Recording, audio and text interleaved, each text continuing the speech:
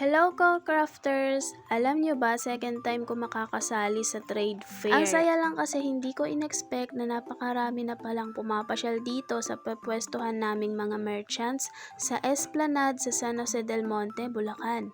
At masaya ako dahil hindi ako nag-quit sa crafting kaya makakapag-participate na ako ulit. At eto nga, miniting muna kami ilang araw bago ganapin yung Christmasaya Mercato 2024 sa city namin.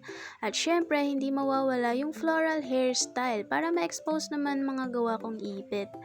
Pagkatapos ng meeting, pinasyalan muna namin yung pwesto namin para i-check dahil kinabukasan na yung ingress. The next day, ingress na kaya nag-aayos na kami para sa soft opening. At eto nga, bukas na yung Christmasaya Mercato 2024 at ayan, makikita nyo dito yung mga bagong designs ng mga floral hair clips natin at mas marami pang kulay. Super cute! Pero syempre, hindi lang floral hair clips ang meron dito sa booth namin. May iba pang mga masasarap na pasalubong products gaya ng sampalok, pastillas, polvoron, banana chips, chicharon, at pastries.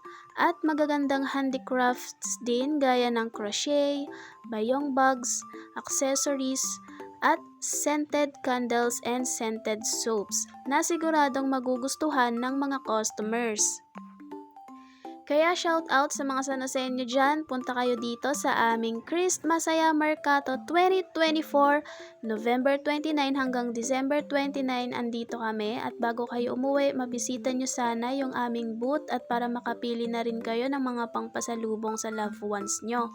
Dito lang yan sa City of San Jose del Monte, Pasalubong Center booth, katabi lang yan ng Mini Peria. At dahil meron naman bantay yung aming booth, bago umuwi ay naglibot muna kami ng pamilya ko ng kaunti, saka naglaro.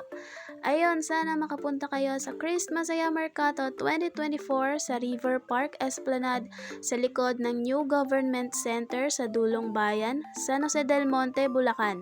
Huwag kalimutan, hanggang December 29 open to. Suportahan natin ang mga produktong tatak Sanosenyo. Yun lang, bye-bye!